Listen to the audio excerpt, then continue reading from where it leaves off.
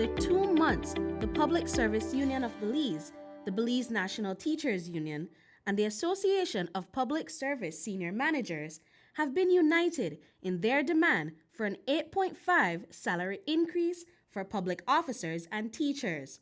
From peaceful protests to organized sickouts to bold road blockades, the unions have shown they're willing to take their fight to the streets, and they're not backing down. According to Dean Flowers, president of the Public Service Union, this isn't just about numbers on a paycheck. It's about fairness, dignity, and long overdue recognition for the people who keep the country running.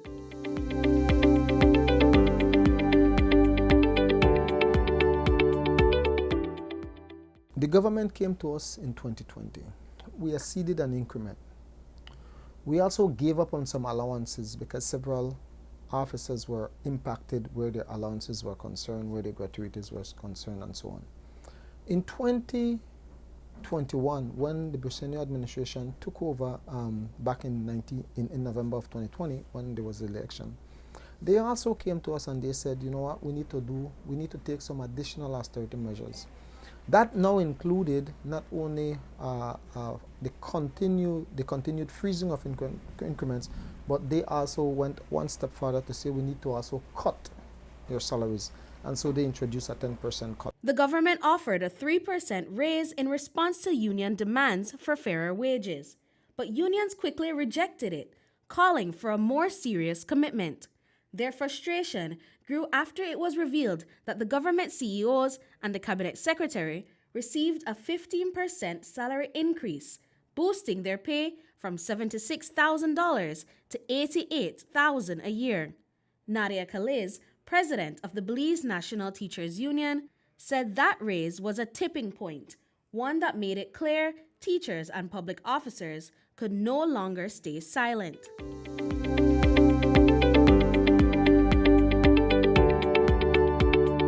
And when you are telling me and this country that our teachers are holding the students hostage, you have been holding these students hostage. You have not provided what you needed to provide for them. Well, we applaud the fact that some of them can now get a meal and my teachers no longer have to take out their pocket to give them that. My teachers are suffering because they have been doing a part of your responsibility as a government, providing those resources, repairing those schools, and all of those things. So we at the BNTU, we don't take that lightly. And I'll show you another thing. You were willing to give up millions with the Key Chapel project. Millions. Healthcare workers at the Carl Huchner Memorial Hospital are joining the call for fair treatment. The KHMHA Workers Union, led by President Andrew Baird, is demanding that the government provide pensions for eligible employees, specifically those hired since 2000, who were promised benefits that never materialized. While a retirement package was introduced in 2017 for new hires, long-serving staff were left out. Baird says it's time for equal consideration, especially given the daily financial struggles many healthcare workers face.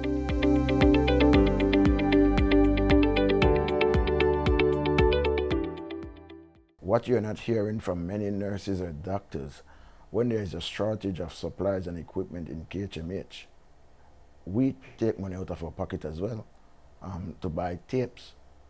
We have to buy our own stethoscopes, our own blood pressure equipment, and the list goes on. Sometimes doctors have to bring their own operating kits to the institution because Carl Huchner does not have any. But we do not base our plight on going into our pocket. We are basing our plight on what we deserve and what should be rightfully ours. But we do make those sacrifices. The government of Belize recently partnered with the Inter-American Development Bank to review and modernize how public service workers are paid.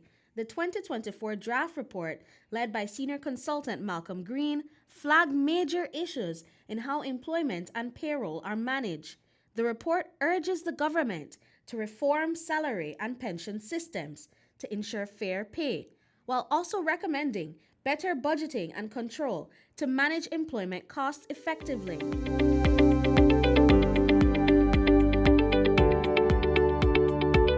The issue here is may not necessarily be that we don't have money, but we have a spending problem.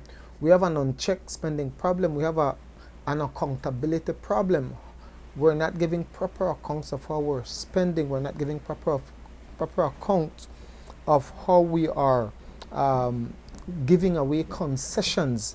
Are we quantifying those concessions and really appreciating the dollar value that we're losing as a result of those concessions versus the investment that is being made? The negotiation between the unions and the government is ongoing. They have made it clear that until they feel that they have been fairly compensated for the services they provide, the government will hear their cries.